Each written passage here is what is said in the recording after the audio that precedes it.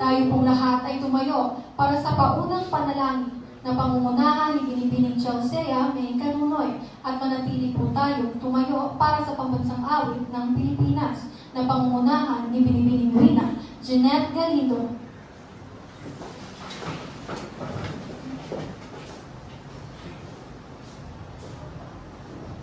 Manalangin tayo. Dakilang Ama, maraming salamat sa lakas at kaalaman na ibinigay niyo sa amin ngayon. Humingi po kami ng gabay at tulong upang masiguro na maging matagumpay ang aming seminar. Maraming salamat sa lahat. Sa ngalan ni Kristo Jesus. Amen.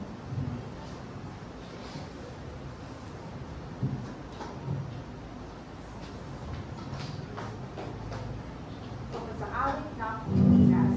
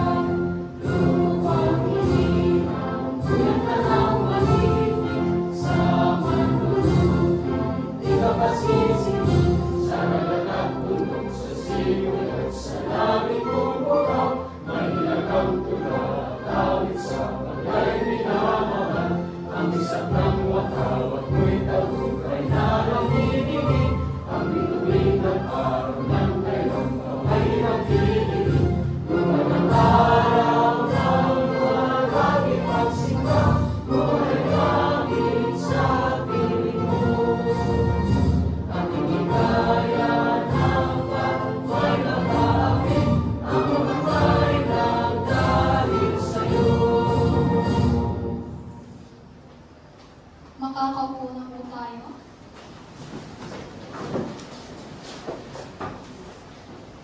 Magandang araw po sa inyong lahat. Isang makulay, masigla at makahulugang umaga para sa ating mga kalahok, guro at panaunin. Ako po ang inyong makakasama mula simula hanggang dulo ng ating programa. Ako po si Angel Leona, ang inyong masigasig na tagapagpadaloy at tagapaghatid siya kaalaman sa ating seminar ngayon.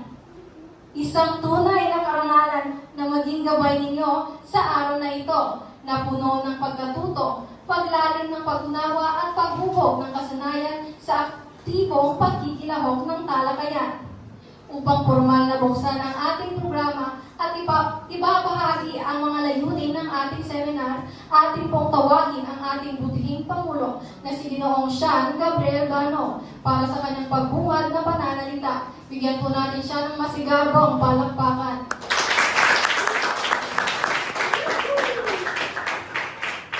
Maraming salamat, Binibining Angel. Magandang araw po sa ating lahat.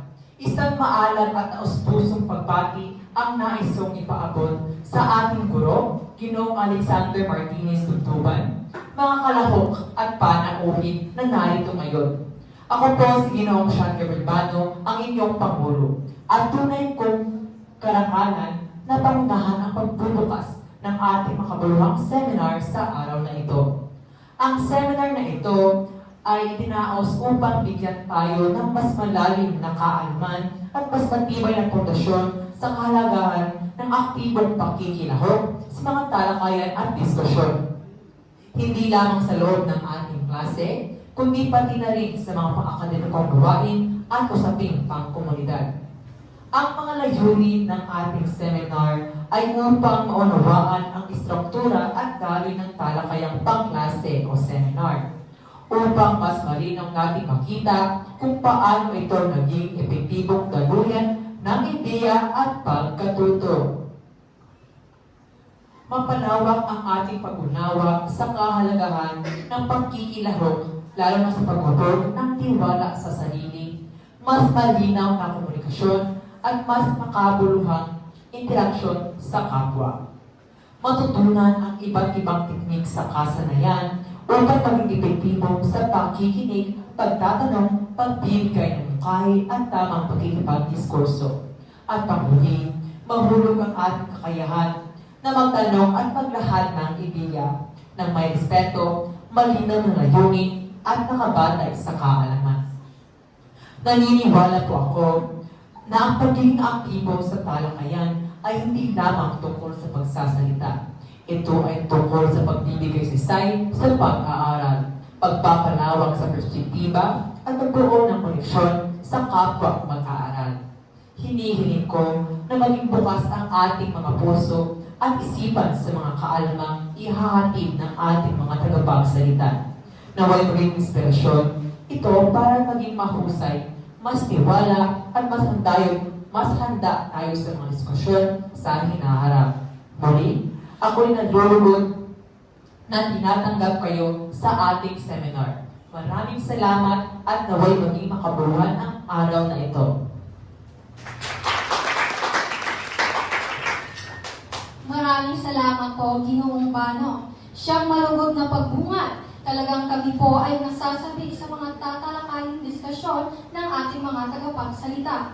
Ngayong araw, ngayon naman ay dumako na tayo sa pagpapakilala ng ating unang tagapagsalita na ipapakilala ni Binibining Wina, Jeanette Galindo.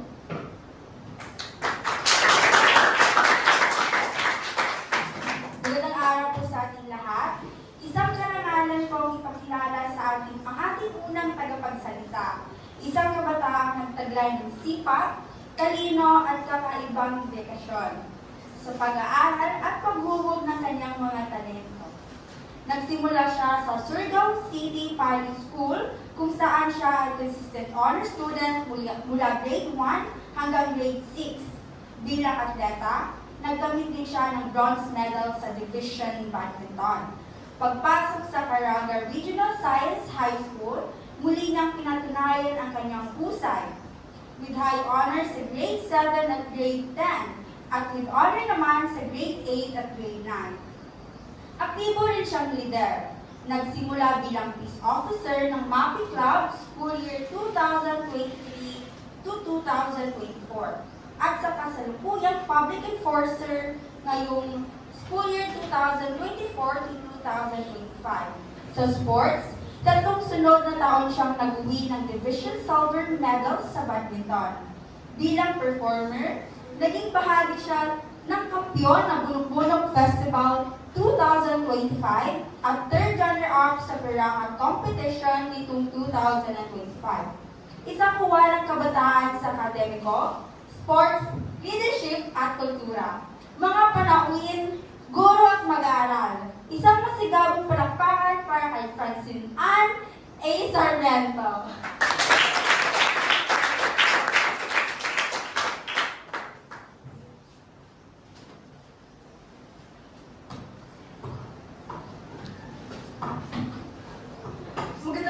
Magandang umaga sa inyong lahat. Ngayon, tatalakayin natin ang pakikilahok sa pagdistrukturang talakayang pangklase o seminar. Ang nagbibigay daan sa mas malalim na pag-unawa at aktibong pakikituto sa mga mag-aaral. Sa pamamagitan ng pagbabahagi ng ideya, pakikinig sa pananaw ng iba, at pagbuo ng sariling opinyon at paghubog ng kritikal nilang pag-iisip sa kasanayan, sa pagsusuri. Ang ganitong aktibidad ay tumutulong upang mahasa ang kanilang kakayahan sa komunikasyon mula sa malinaw na pagpapahayag hanggang sa lohikal na pag-uugnay ng mga argumento.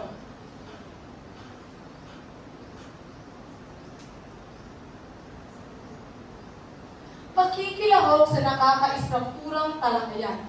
Una, nagpapalalim ng pag-uunawa at nagpapalakas ng aktibong pagkatuto. Pangalawa, paghubog ng kritikal na pag-iisip, pagsusuri at aktibong komunikasyon.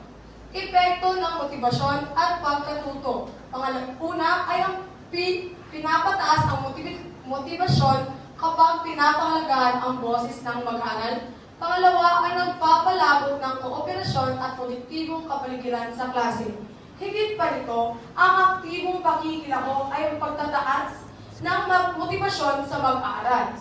Kapag nakakaramdam ng pinahahalagahan ang kanilang boses, mas naging bukas ang kanilang isipan sa pag-aaral at pagkikipag-ugnayan sa iba. Nagtataguyod rin ito ng respeto at kooperasyon para sa lahat at sa loob ng klase. sa lumilikha ng mas produktibong kapaligiran sa pagkatuto. Sa kabuuan, ang pagkikilahok sa talakayang ay mahalaga hakbang sa paghubog ng mag-aaral bilang handang responsabeng individual. Kabuuang kahalagahan, mahalaga para sa paghubog ng responsabeng individual. Pangalawa ay tumutulong sa mas makabuluhang pakikilahok sa pagkatuto. Bukod sa pagpapalalim sa pag-unawa, ang pagsasanay sa naka-istrukturang talakayan ay nagpapalawak ng kakayahan sa mag-aaral na nagbibigay ng constructive criticism, natuto silang magbigay ng feedback at nakakatuon ng ideya hindi sa tao. Ito ay direktang nagpapalakas sa kanilang kasanayan sa epektibong komunikasyon, lalo na sa paglalahad ng punto na may respeto at paggalang sa oras ng tao. Ang kasanayang ito ay mahalaga sa paghubog ng mga individual at pananagutan sa kanilang pag-aaral at pagkikipag-ugnayan. Tumutulong ito sa kanila na mas maging aktibo sa makabuluhang kanilang pakikilahok. Hindi lang sa pagkuha ng impormasyon, kundi para rin sa pagproseso o pagbahagi ito sa iba. Ito ay direktang paghahanda sa kanilang para sa sitwasyon na nangangailangan ng mabilis at kritikal na pag-iisip. Maraming salamat at yun lang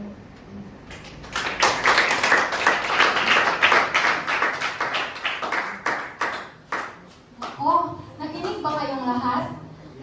Nakita natin talaga na ang aktibong pakikilahok ay pagbibigay saysay sa talakayan at paglikha ng mas malalim na pag-unawa.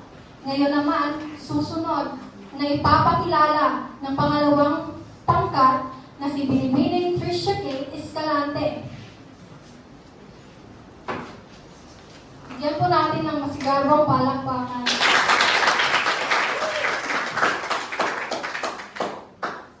Magandang araw po sa ating lahat. Ang ating tagapagsalita ay isang masipag at mahusay na mag-aaral sa Grade 11 Mendeleev ng Caraga Regional Science High School. Siya ay aktibong palahok sa mga gawain pang-akademiko at pananaliksik at naging tinatawan ng kanilang lungsod ng RSTF Robotics Team, pati na rin sa Civil Award ng DOST Cluster Rise. Kilala siya sa kanyang husay sa pagsasalita, kritikal na pag-iisip at epektibong pakikipagtalastasan. Ngayon, ibabahagi niya sa atin ang mahalagang kaalaman tungkol sa komunikasyon at kahalagahan ng aktibong pakikilahok sa seminar. Ipinapakilala ko po sa inyong lahat, si Marl A. C. Pabro.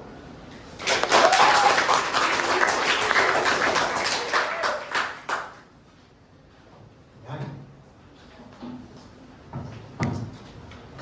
Magandang araw sa inyong lahat. Ngayon.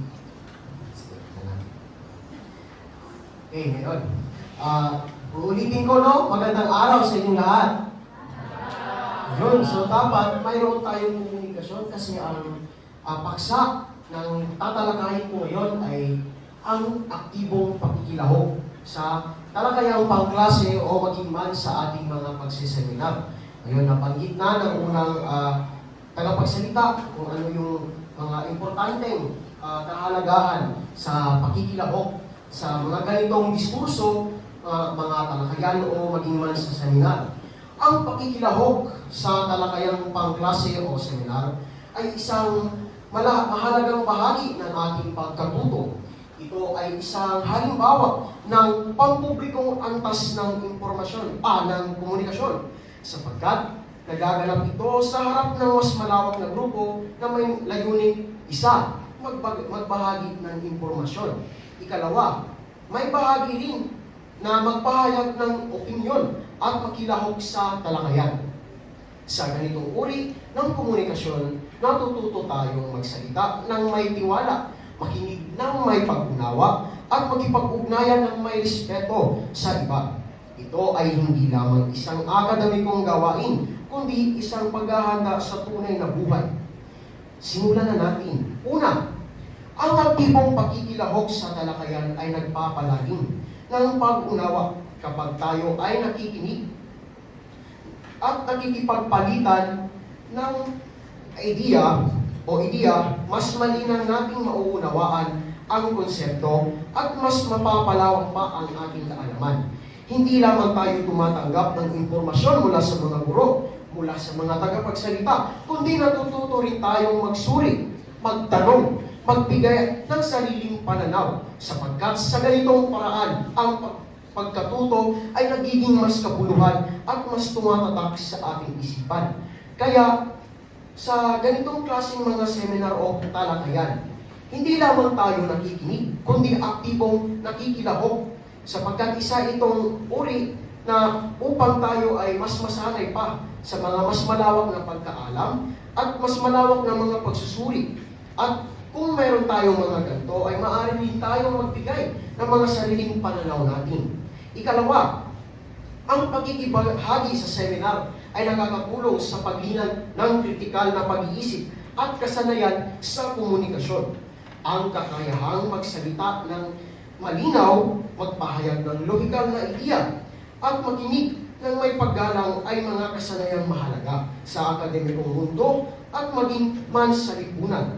Kapag nakikipag-usap tayo sa harapan, halimbawa, nakikipag-usap ako sa inyo, mga maalam na mga lipi na nagkikilahok sa seminar, no? Natututo tayong magpahayag ng may kumpiyansa at responsibilidad. Kasabay na rin ito, no? Natututo rin tayong magsalita ng malinaw at nakikinig tayo ng may pag-unawa. Dahil may iba na nakikinig lamang, pasok dito, labas dito. Ano yung natira?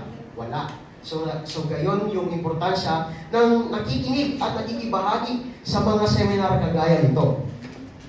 Ikatlo, ang seminar ay isang lugar para sa pagsasanay ng pagsasalita at pakikinig sa akademikong konteksto. Kanina nga, nasabi ko na ano? Ang isa itong pagsasanay ng ating pagsasalita. Kasi kaakibat na rin sa pagsasalita ng nasa harapan ay ang salitang confidence, no? Sa pakikilahok, nahuhubog ang ating kakayahang maglahad ng impormasyon ng maayos, gumagamit ng tamang wika, at makinig sa pananaw ng iba. Kaya nga, sa ganitong mga seminar, dapat nagpapalitan tayo ng mga impormasyon. Mamaya, maaaring magtanong ako sa inyo. Dapat, ang inaasahan ko ay ang masiglang pagtanong at puno ng impormasyon. Ang pagiging mahusay sa tagapakinig ay mahalaga sa tunay na komunikasyon dahil ito ay nagpapakita ng respeto, paggalang at pagtanggap sa iba't ibang opinyon. Isa na rin dito, kaakibat ng pagsasanay sa pagsasalita at pakikinig sa akademikong konteksto ay ang pagpapakita ng respeto. Sige, magtanong ako sa inyo, no? Sino tatanungin natin dito? Si Mr. Rinel Amaya. Kaya nabanggit ko kanina, no? Na ano nga ba ang isang pagpapakita ng respeto sa mga nagsasalita dito sa harapan? Pili mo po sa... Yung tanong. Okay. Ano nga ba yung isa sa mga paraan ng pagpapakita ng respeto at paggalang sa nagsasalita dito sa harapan? Una, ay dapat tayo makinig sa nagsasalita. Ayun, sinabi niya. Okay, At continue. pwede tayo magpalitan ng mga idea. Ganun. Sa nagtutuwa. Ganun. Salamat. Palagpagan natin si Mr. Amaya. Isa sa mga kaakibat ng isang lipi ng mga nandito sa harapan ng isang nagsasalita ay mas mabuting tayo ay makinig kaysa sa napapariwara ang ating isipan sa kahit anong bagay. Dapat nakatuon tayo sa kung ano ang itinuturo ng nagsasalita sa harapan. Ikaapat, ang aktibong pakikilahok ay nagtatapos sa antas ng partisipasyon at pagkatuto. Ang talakayan ay hindi lamang nakatuon sa pakikinig, kundi ito ay interaktibo, kolaboratibo, at pagtuturo ng kooperasyon. Dito, natututo tayong makikipagtrabaho o makipagtrabaho kasama ang iba, magbahagi ng ideya, maynana, at magtanggap ng iba't ibang pananaw. Sa huli, ang pagkikilahok sa isang seminar ay naghahanda sa mas malawak na konteksto ng akademiko at buhay.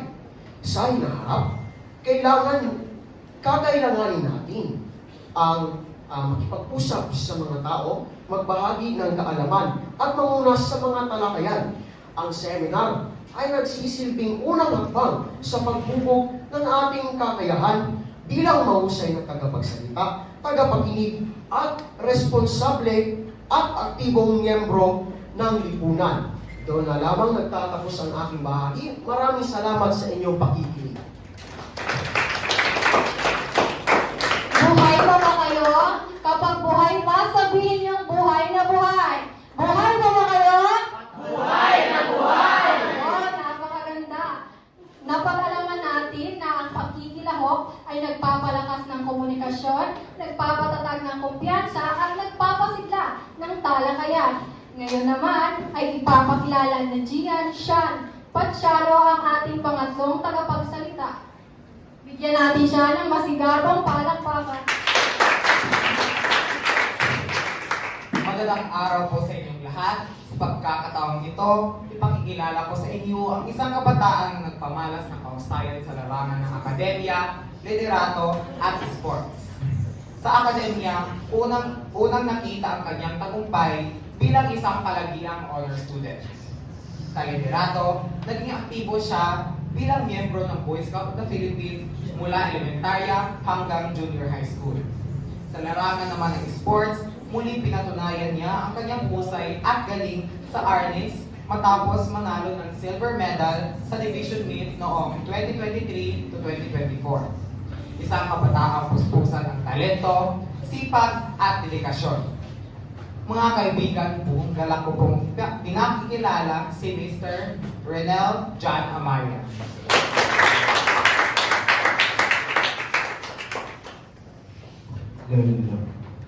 Isang mapagpalang araw sa ating lahat, ha? Uy, parang yung iba ay inaantok na. Ang aga-aga pa rin. Pili ba tayong ang tumayo? Meron tayong gagawin.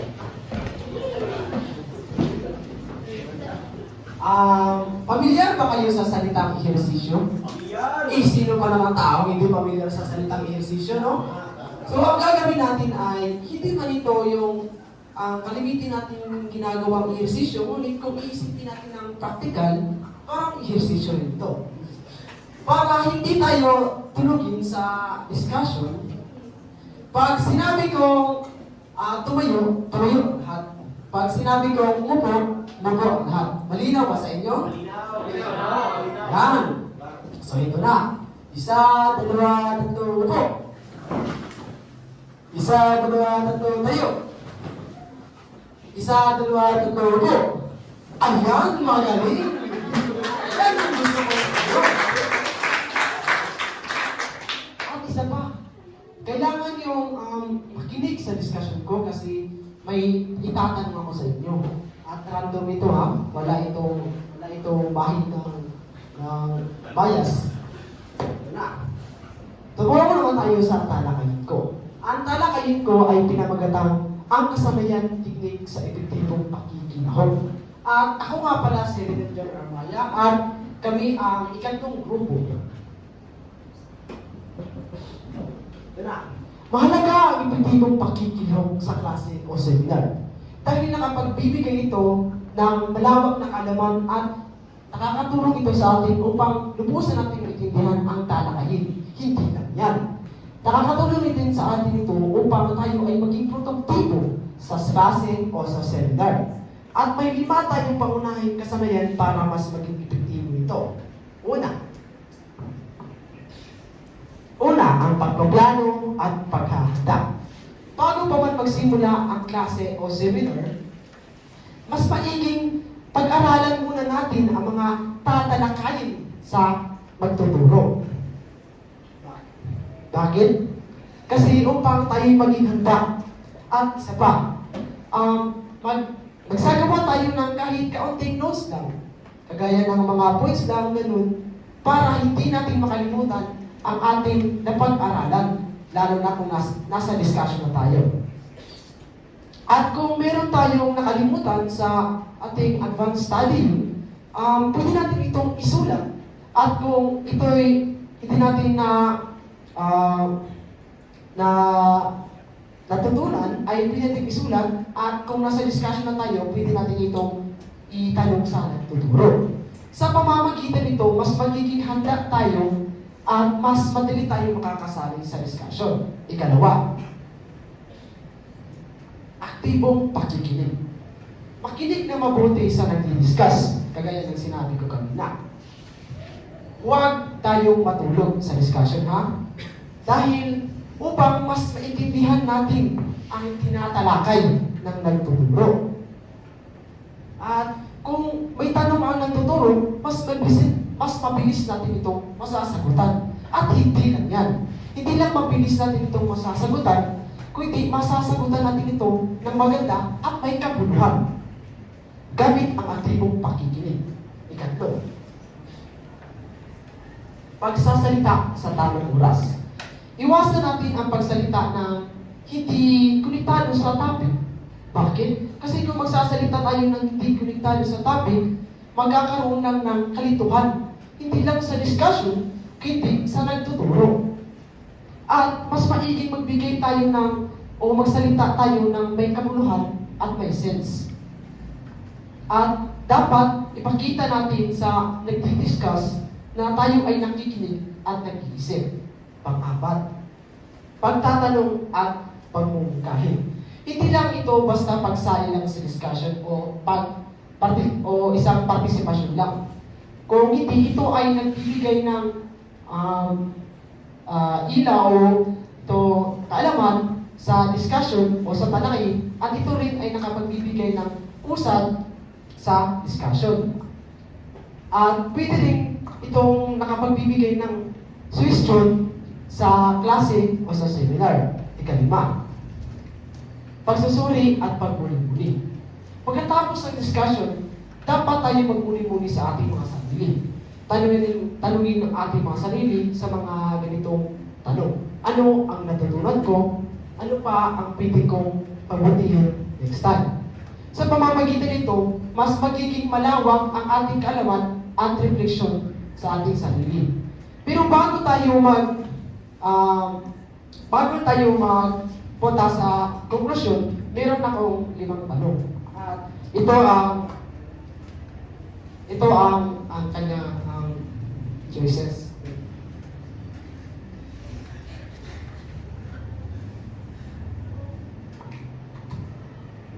Meron tayong 5 choices. Ay, huwag na lang.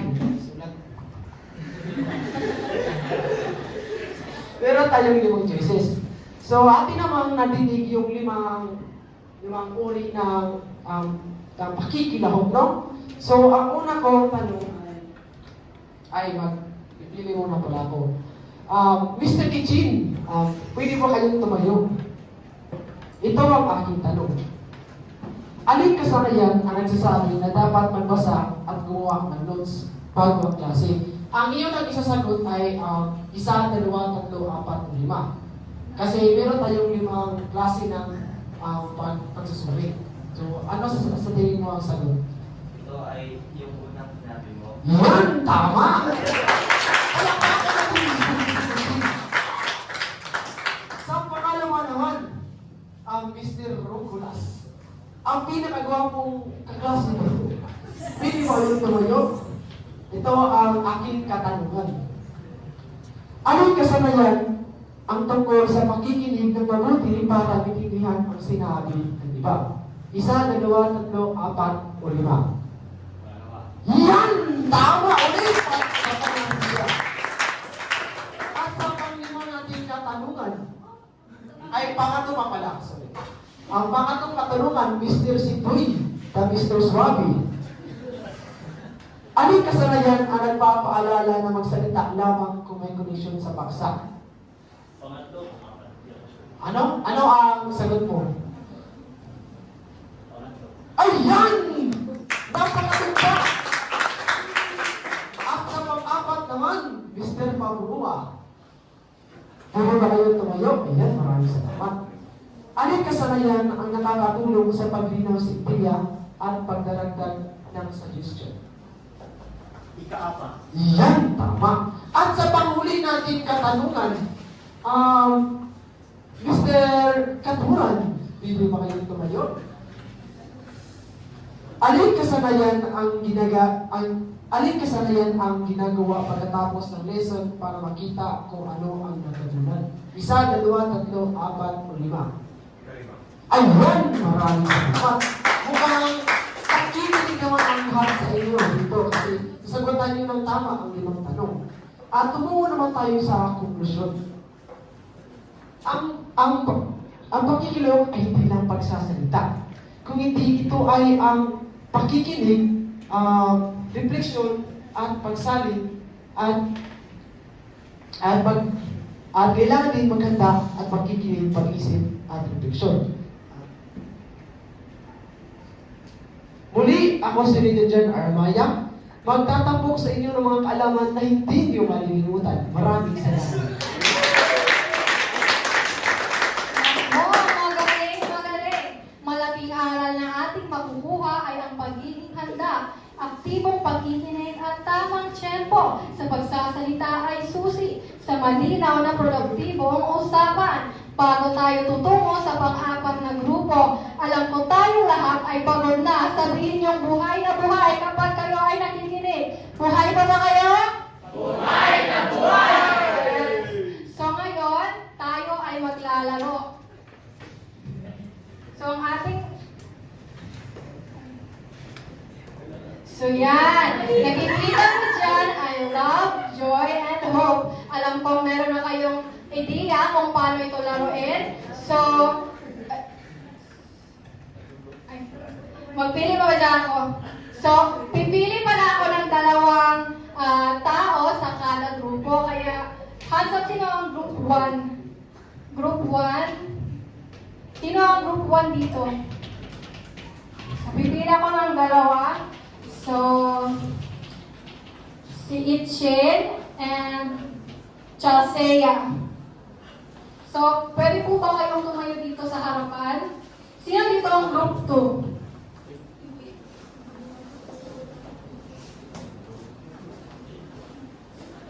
Si Escalante at Fagroa. Sino dito ang group 3? Group 3. Isa lang ang group 3? Amaya at Pachano. Group 4. Sino dito ang group 4?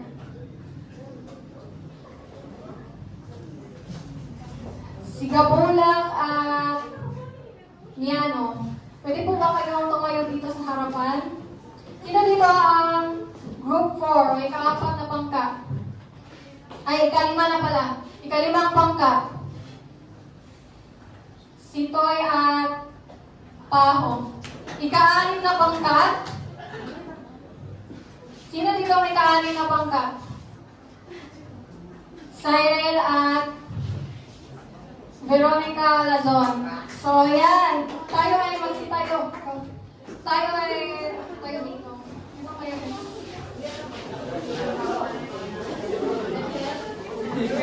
So, alam kong meron na kayong idea paano itong laro, di ba? So,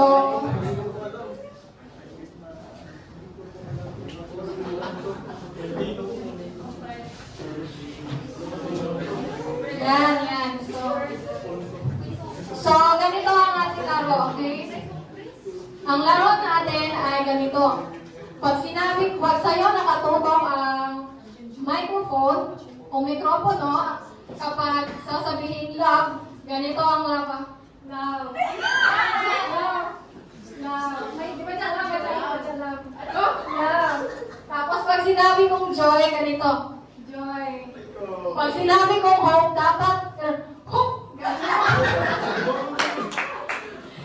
Dapat ganyan na kapag walang mag-action ng kanya na kapag hindi talaga i-execute ang mga kaya pag hindi i-execute ay automatikong wala na kayo, okay? So, dalawa ang ating representative sa kada grupo. So, trial muna, trial. Sige, Brian. Love. Bilis. Joy!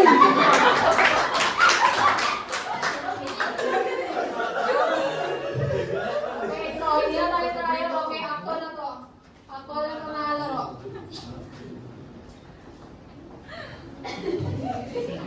Love. Joy!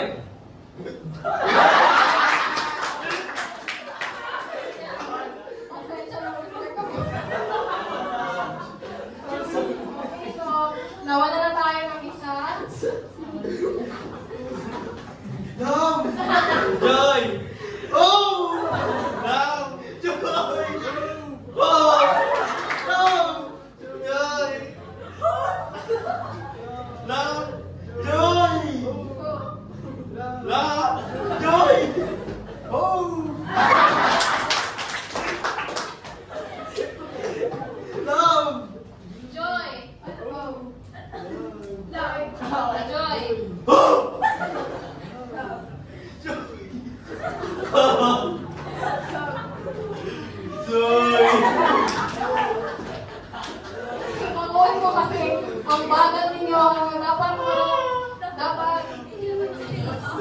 Dapat mabilis ha. Dapat hindi yung ganun kasi wala talagang eliminate. Love.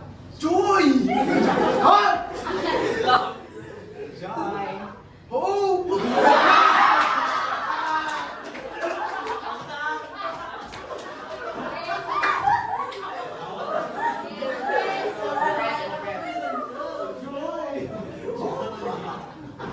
Love! Joy! Hope! Love! Hope!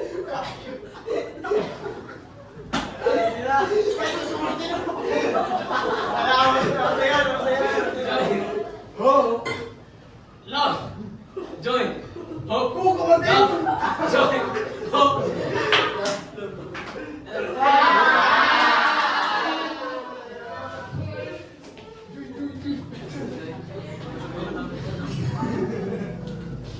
Love. Joy. Hope. Love. Joy. Hope. Love!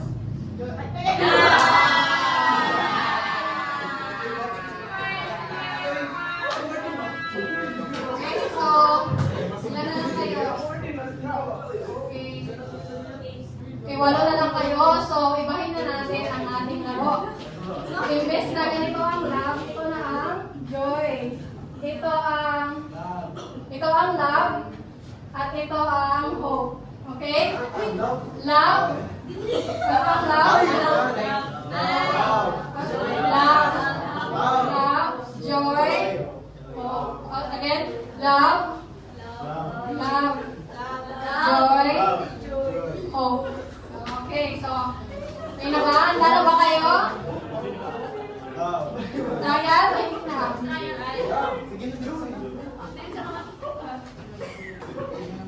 Sige, ito lang. Okay, handa na ba? Okay, okay, sige. Love! Joy! Love!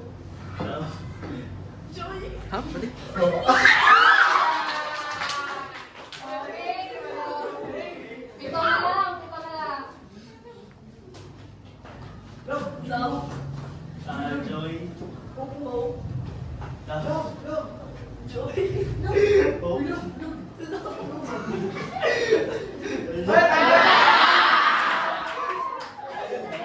so, ano na lang. So, anong pangkat ka? 5. Ikaw? 2. Wow! Isa. Oh. Palawan talaga, palawan. So, okay. Love! Hope! Love! Hope! Love. Joy! Hope! Love!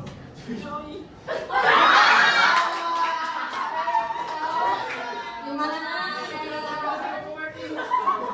Love. Hope! Love. Joy. Hope. Love! Joy! Hope. Love. Joy! So, 4 na lang. Grabe!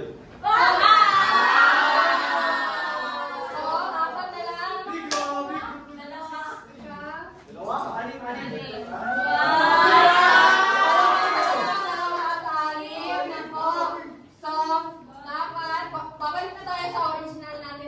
Sabihin na natin na ano? So, love, joy, and hope. So, dito kayo sa gitna. Okay. Love. Hoy!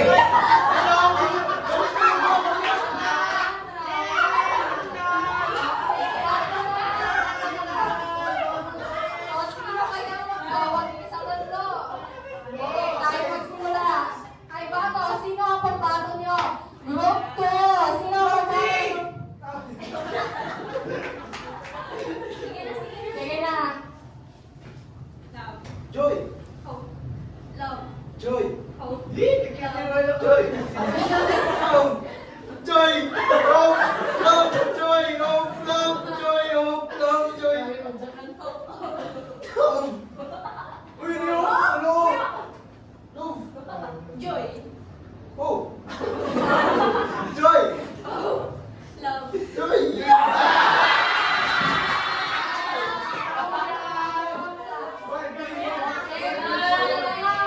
Sino ang pagbato ng group 2? Sino naman sa group? Anong grupo mo?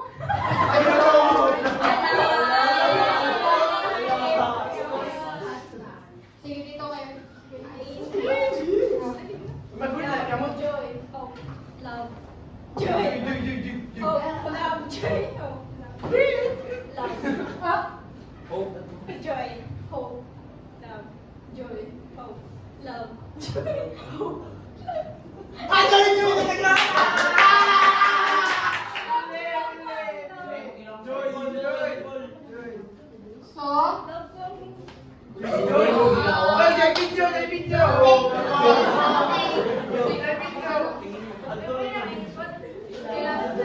o sige, ang ating nanalo sa ating palaro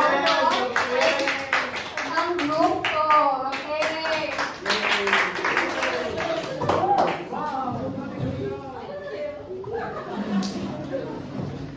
So ano, okay na ba kayong lahat? Hindi na ba kayo inaantok? Buhay na buhay? Buhay na buhay! So ngayon naman ay ipapakilala ni Ginoong John Patrick Gabula, ang ika-4 na tagapagsalita. Bigyan natin ng masigabong palakpakan.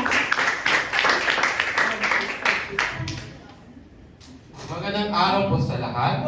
Ngayong umaga, ipakilala ko sa inyo ang isang kabataang hindi lamang nagtataglay ng talino, kundi pati sipag, husay at matatag na liderato. Mula pa lamang sa elementarya, siya ay nagsilbing inspirasyon sa kanyang paaralan. Nagtapos siyang valedictorian with high honor sa Justiniana Edera Elementary School at maaga ring kinikilala ang kanyang husay sa campus journalism matapos makuha ang 4th place sa photojournalism English category noong 2019 DSPC. Pagdating naman sa junior high school, lalo pa niyang pinatibay ang kanyang pangalan bilang isang natatanging estudyante sa Dinagat School of Fisheries. Nakamit niya ang 2nd place sa Science and Technology Writing English category noong 2024 DSPC at nagtapos bilang salutatorian with honor. Pero hindi pa dyan nagtatapos. Binigyan siya ng Outstanding Award in Journalism, nagsilbi bilang Assistant Chief Editor ng The Island Echo School Year 2024 to 2025 at naging boses ng kanyang batch bilang SSLG Grade 10 Representative para sa School Year 2024 to 2025. At syempre, athlete din. 2 taon siyang volleyball team captain, pinamumunuan ang team sa school year 2023 to 2024 at 2024 to 2025. Talino, talento, leadership, teamwork, kumpleto. Palakpakan natin si Miss Ayesha D. Caposarona.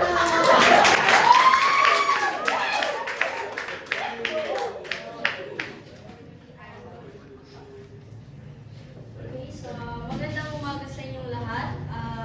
Okay mo bang lahat? Yes, yes. Go.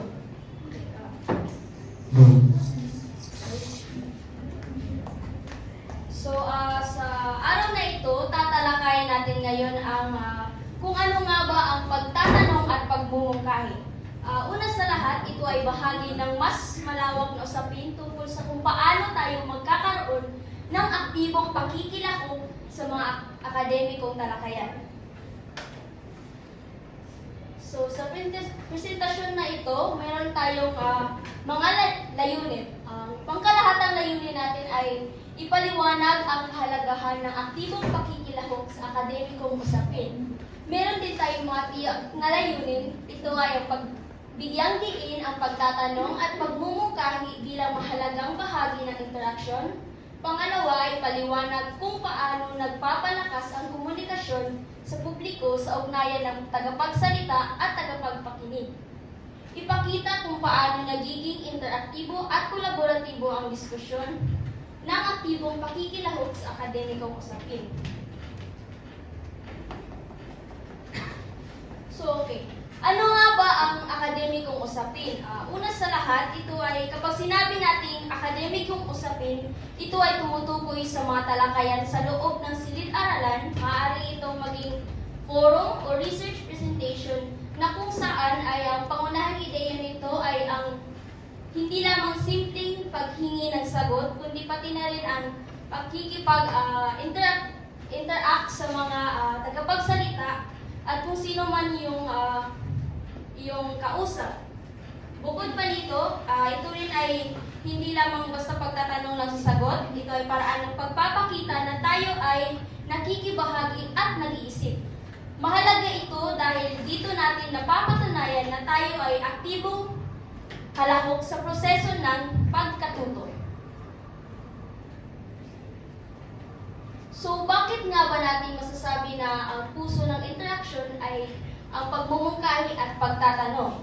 Una sa lahat, dito pumapasok ang pagpapaliwanag ng ideya, paghingi na at paglilinaw ng mga katanungan, pagdadagdag sa sinabi ng iba, at pagbibigay ng suwestyon para mas umunlad ang usapan. Sa madaling salita, dito nagiging buhay at makahulugan ang talakayan ng isang seminar, discussion, research, or kahit man sa silid-aralan. Narito ang isang halimbawa ng epektibong pagtatanong.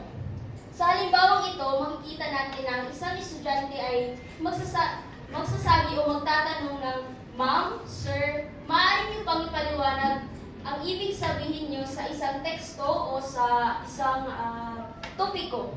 Ang epekto ng pagtatanong nito ay nagpapakita ng kagustuhang maliwanagan ang mga konsepto, nagsisilbing patunay ng pakikinig at pag-unawa, at nagbibigay daan sa malalim na diskusyon tulad ng pag-unlad ng usapan. Ano nga ba ang aktibong pakikilahok? Kapag sinabi nating aktibong pakikilahok, hindi lang ito isang attendance. Ito ay ang pag-iisip, pagsusuri, pagtatanong, at pagbibigay ng kontribusyon. Sa ganitong paraan, mas nagpapaliwanag ng malinaw ng tagapagsalita ang kanilang paksa. Bukod pa nito, nagiging malawak ang ating pag-unawa at nagkakaroon din tayo ng bagong pananaw dahil sa palitan ng mga ideya. Ang komunikasyon sa publiko o tinatawag sa English na public communication. Sa konteksto naman ng public communication, tulad ng seminar o talumpati, mahalagang tandaan na ang ugnayan ng tagapagsalita at tagapagkinig ay ang pundasyon ng epektibong pag-uusap. Kung malinaw ang mensahe at aktibong tumutugon ang audience, mas magiging matagumpay ang paparating na impormasyon.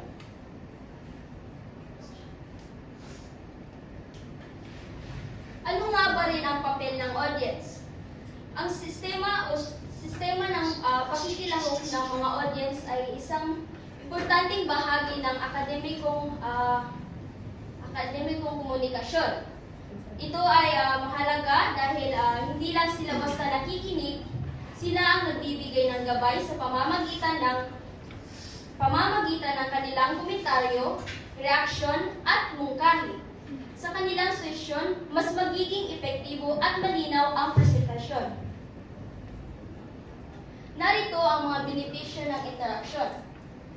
Una ay mas interaktibo, may palitan ito ng mga ideya at mas kolaboratibo rin ito. Sama-samang inuunawa at pinapalawak ang paksa at mas makabuluhan. Ang talumpati ay nag-iiwan ng malalim na epekto nito. Sa kabuuan, ang pagtatanong at pagbumungkahi ay hindi lamang simpleng bahagi ng interaction o talakayan. Ito ay mahalagang susi sa mas malalim na pag-unawa. Sa pamamagitan ng kolaboratibong komunikasyon, mas lumalawak ang ating kaalaman at mas magiging epektibo ang akademikong usapan at publikong talumpati. Yun lamang po, maraming salamat. Nako, tama. Ang pagtatanong ay nagbibigay linaw at ang pagmumungkahi ay nagbibigay direksyon para sa pag-ulan. Ngayon naman, sa oras na ito, ay ipapakilala ni Binibining Hezekiah Assumption Alavalo, ang ating panlimang tagapagsalita.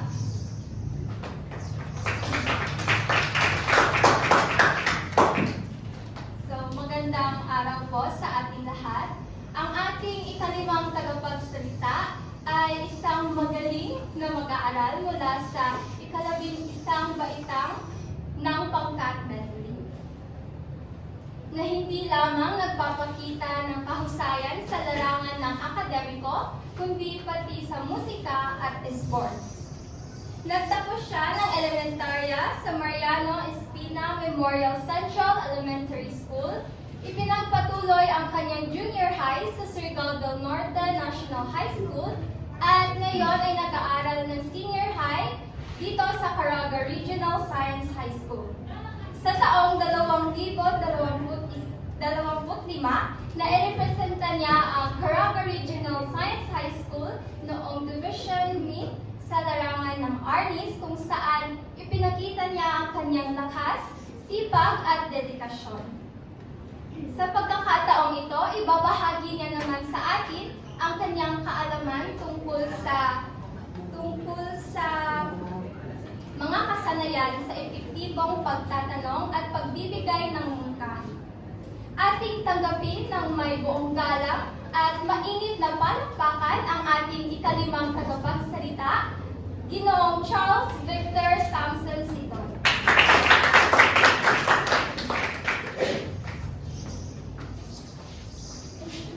Magandang araw na pala sa inyong lahat. Ako nga pala si Charles Victor Samson Sitoy at ngayon ay tatalakayan natin ay isang paksa tungkol sa epektibong pagtatanong o pagmumungkahi. So, bago tayo magsimula, magtanong muna ako sa inyo. Ano nga ba ang epektibong pagtatanong? Mr. Katuran, para sa inyo, ano nga ba ang isa sa mga paraan upang makapagawa ng epektibong pagtatanong?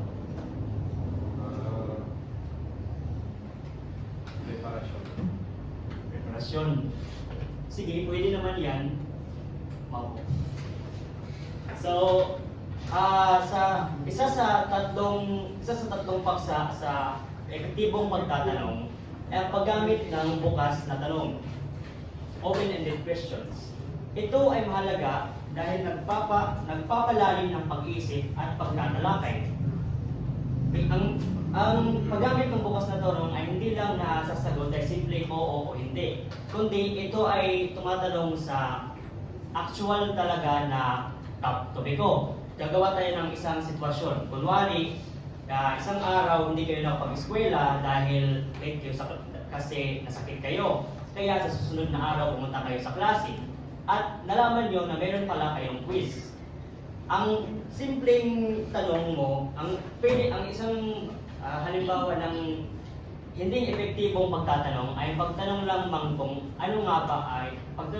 kung mahirap ba ang quiz o kapag natalakay na ba ang quiz. Kasi ang simpleng matanong dito ay oo o hindi. Ang tamang tanong mo ay ano nga ba ang topic para sa quiz? Ano nga ba ang tatalakayin at ano nga ba ang gagawin upang mas malaman mo kung ano ang gagawin ngayong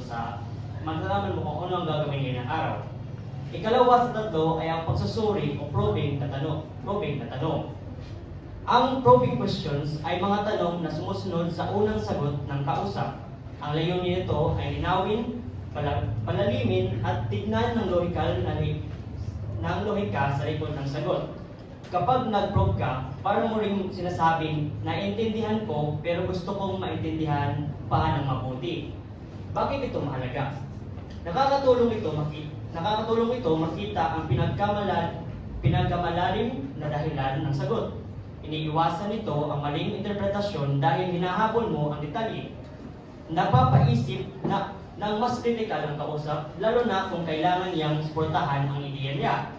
At nagpapabuti ang diskusyon dahil sa may ebidensya. Halimbawa, mga halimbawa ng probing questions ay ano ang dahilan kung bakit iyan ang sagot mo?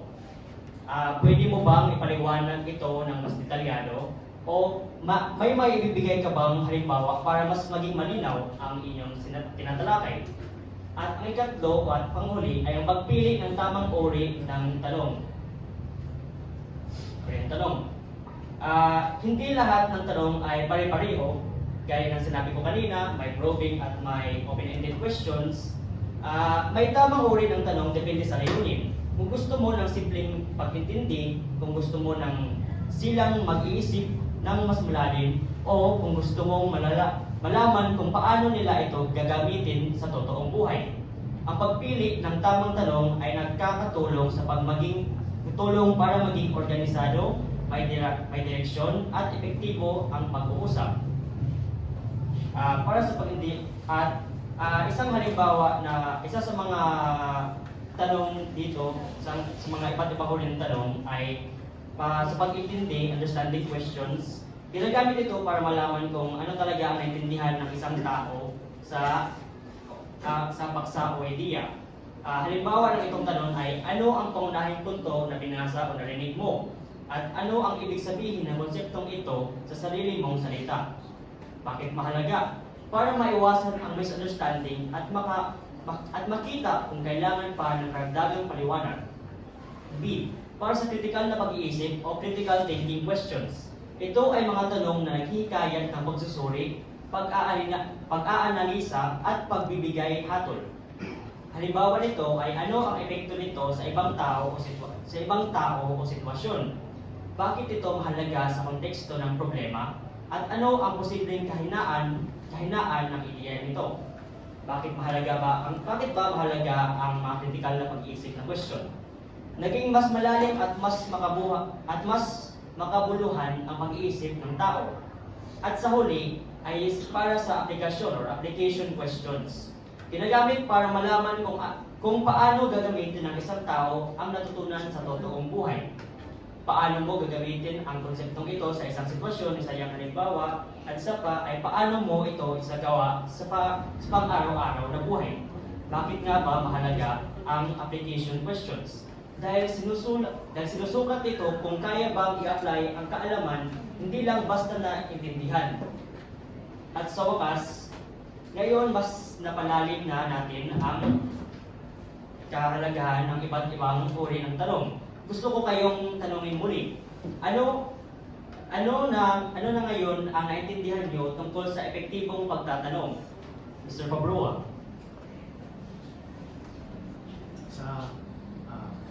Sa epektibong pagtatanong, halimbawa nga doon sa sinabi ng Mr. Sitoy, kapag ikaw ay hindi nakapunta ng klase, no? Yung pagtatanong ay dapat mas malawak yung mararating, hindi lamang nagtatanong kung gaano pa kahirap ang ginawang pasulit at gaano pa kataas ang ginawang pasulit.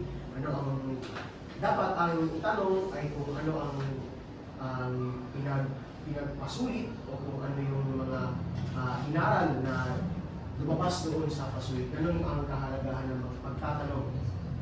Sige, maraming salamat po, Mr. Fabrua. At yun lang po, natatapos ang aking diskusyon tungkol sa epektibong pagtatanong. Huwag mong mungkahin. Salamat po. Oo nga, no? Mas lalo talagang nating maunawaan na ang pagkikilahok ay nagpapalawak ng perspektiba at nagtataguyod ng koneksyon at nagpapalakas ng tiwala sa sarili. So bago tayo tumungo sa ika-siyam na grupo, ay ika-anim na grupo, sasabihin ko muna, buhay po ba kayo? Buhay na buhay! Buhay po ba kayo? Buhay na buhay! Yes, tama. So ngayon, dadako na tayo sa huling diskusyon sa seminar na ito na ipapakilala ni Binibining Maria Veronica Lazon, ating pang-anim na tagapagsalita. Bigyan natin ng masigarbong palakpakan. Magandang araw po sa inyong lahat. Ngayon ay aming ipapakilala ang isang kabataang patuloy na nagpapakita ng galing, dedikasyon at husay. Isinimulan niya ang kanyang pag-aaral sa Surigao Education Center, Montessori Department, kung saan niya nahubog ang pundasyon ng kanyang pagkatuto noong elementarya. At nakapagtapos din siya ng pag-aaral sa Caraga Regional Science High School para sa junior high at ngayon sa kasalukuyan sa senior high school. Hindi lamang sa akademya siya nagpapakita ng husay dahil ilang beses na rin siyang nagwagi sa iba't ibang kompetisyon. Kabilang nito ang unang pwesto sa DFOT Readathon Video Kasiya at siya rin ay nagkamit ng ika-5 pwesto sa RFOT Readathon Video Kasiya. Hindi dito nagtatapos ang kanyang tagumpay dahil siya rin ay unang pwesto sa DFOT Siniliksik at kasalukuyang nakatakdang lumahok sa nalalapit na RFOT upang muling katawanin ang ating rehiyon. Bukod sa akademikong larangan, aktibo rin siya sa sining at komunidad. Isa siya sa mga member ng Surigao Rock Alliance simula pa noong 2023 na nagpapakita ng kanyang talento at pagmamahal sa musika. Hindi lang iyan, siya rin ay may aking sipag sa larangan ng pagnenegosyo. Siya ay ang kasamang tagapagtatag ng ML Printing Services simula pa noong 2023, patunay ng kanyang maagang interes sa entrepreneurship at pamumuno. Mga nakikinig, isang kabataan na puno ng potensyal, talento at inspirasyon. Bigyan natin ng masigabong palakpakan si Bon Michael Katuran.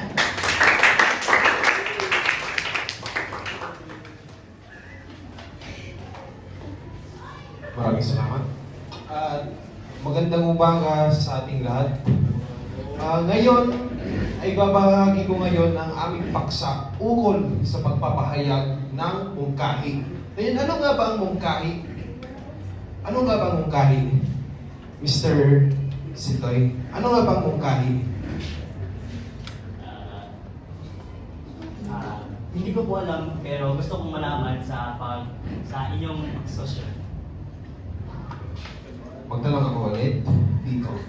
Ano nga ba ang mungkahi? Sino nga ba may alam kung ano ang ibig sabihin ng mungkahi? Mr. Pagbawa.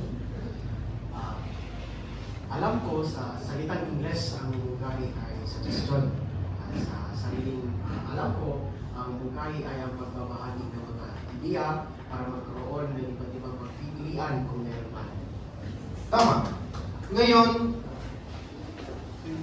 ang pagmumungkahi ay isang mahalagang kasanayan sa pampublikong komunikasyon dahil kakailanganin natin ito upang may paiwanig ang ideya ng maayos at malinaw na layunin.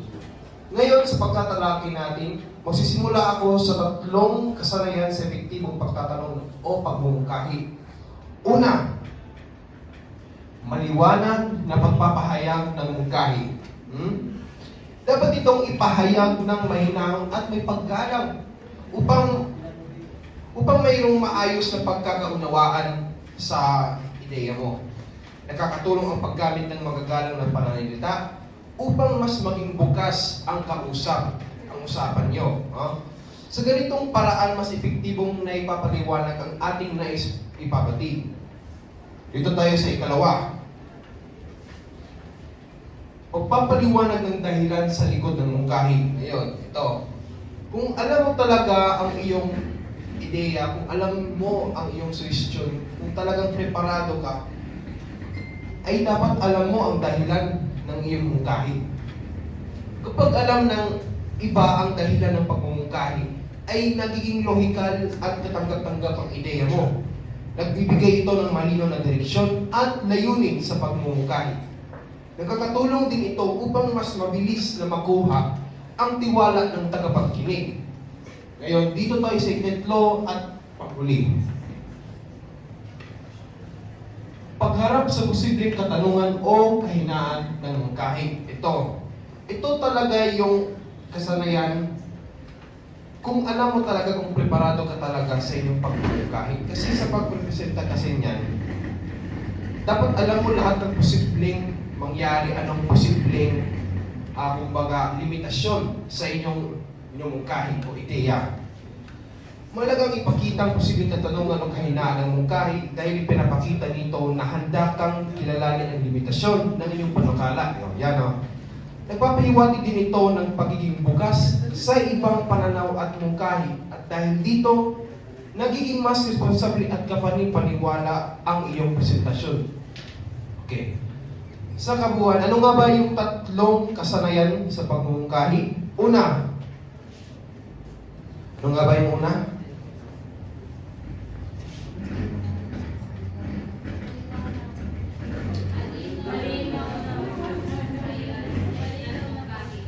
Tama. Ano ang ikalawa? Papaliwanag sa ideya sa likod ng mungkahi. At ang ikatlo? Pagharap sa posibleng katanungan o kahinaan ng mungkahi. Okay. Sa kabuuan, ang tatlong ito ay pundasyon ng mabisang pag-aaral ng mungkahi. Ang mga hakbang na ito ay nakakatulong upang maging mas maayos at ang talakayan at komunikasyon sa publiko. Kapag isinisabuhay natin ang mga ito, mas nagiging epektibo at profesional ang ating pakikisalamuha. Maraming salamat.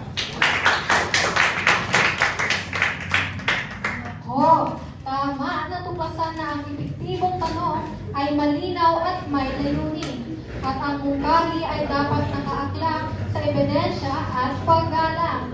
Hindi pa tayo tapos dahil meron pa akong pipili pa ako ng ating tatanungin sa kanilang natutunan sa ating seminar. So, pipili ako dapat. Yes. So, ikaw, Mr. Gabula, ang ginawang Gabula, ano ang iyong natutunan sa ating seminar? Ang aking natutunan sa seminar na ito ay para sa akin, ang mas tumatak ay yung presentasyon ni Miss Hapona, kung saan ang wastong pagtatanong at pag-ibigay mungkahi ay mahalagang kasanayan sa akademikong talakayan at pampublikong komunikasyon. Dahil pinaulan nito ang linaw ng talakayan, pinagtibay ang ugnayan ng tagapagsalita at tagapagdinig, at nagtutulot ng mas makabuluhang palitan ng impormasyon at pananaw.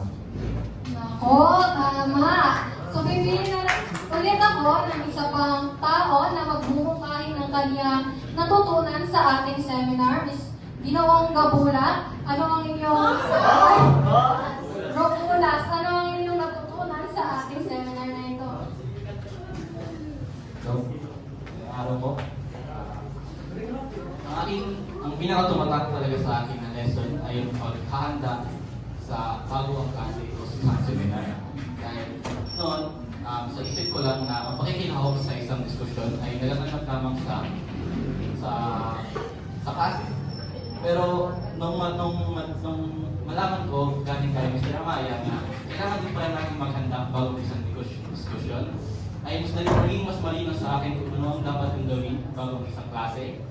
At yun ang paghahanda. Dahil sa pamamagitan nito, mas mabilis kong naiintindihan ang mga diskusyon sa klase at hindi na ako naguguluhan sa isang bagong topic na discussion.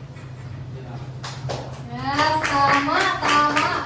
Ngayon, pipili ako ng isang tao na magbibigay ng summarization sa lahat ng sinabi ng ating dalawang itinawag ngayon, Mr. Ichin. Ang masasabi ko ay bilang kung isa-summarize ko yung sinabi nila, ito ay napakahalaga para sa atin bilang mga estudyante sapagkat ito ay tumutulong sa atin para tayo ay mas makaintindi sa simpleng pag-aaral o sa seminar. Ang pagiging may idagdag ako kung yung pumikit sa akin, ito ay ang pagkikilahok. Ito ay mahalaga dahil pinapakita nito na tayo ay interesado sa seminar natin at pinapakita nito sa naglalakad na nakikinig tayo sa kanilang itinuturo sa atin. Kaya yung mga tinuro nila sa atin ngayon, ito ay nagbukas ng aking kaalaman at dinadagdagan nito ang aking alaman. Yun lang po. Maraming salamat sa pagbabahagi ninyo ng inyong mga natutunan sa ating seminar. Ngayon, tiyak na kayo ay nakinig at maigi at maayos sa ating tagapagsalita ngayon.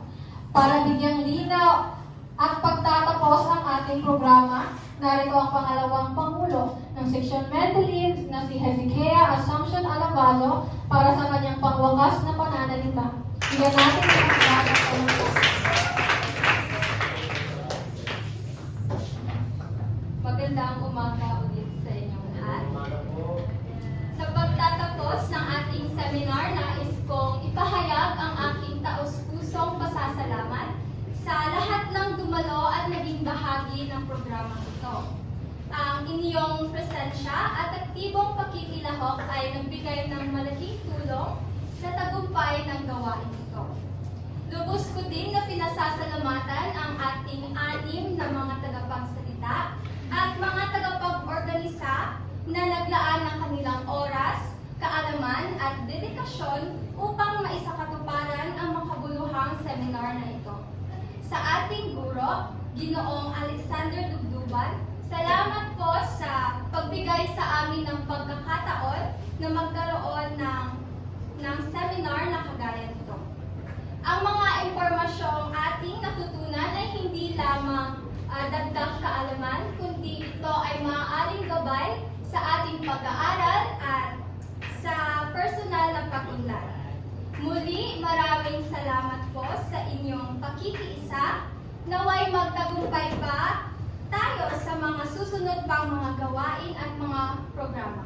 Magandang umaga at pagpalain po tayong lahat. Maraming salamat.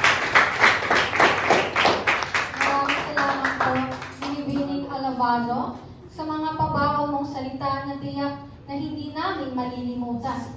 Tayo pong lahat ay tumayo para sa pangwakas na panalangin na pangungunahan ni Binibining Christian May Pamo.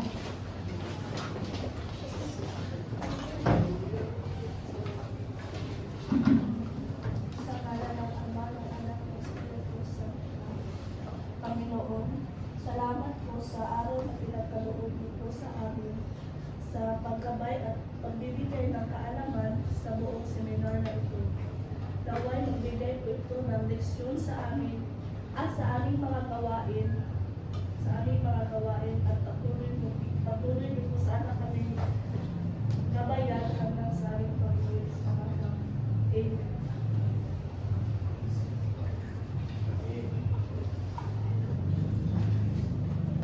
At dyan po nagtatapos ang aming makabuluhang seminar sa araw na ito.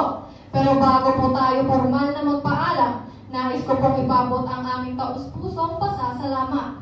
Una at higit sa lahat, sa aming butihing guro na si Ginoong Alexander Martinez Dugduban. Maraming salamat po sa inyong malisalang pagkakas at sa dedikasyong pinubuko ang aming kaalaman at kakayahan. At syempre, isang mainit na pasasalamat din sa ating mga tagapanood at kalahok. Ang inyong presensya ay patunay na kagustuhan ninyong matuto at umunlad. Palakpakan po natin si Ginoong Alexander Martinez Dugduban at ang ating mga sarili.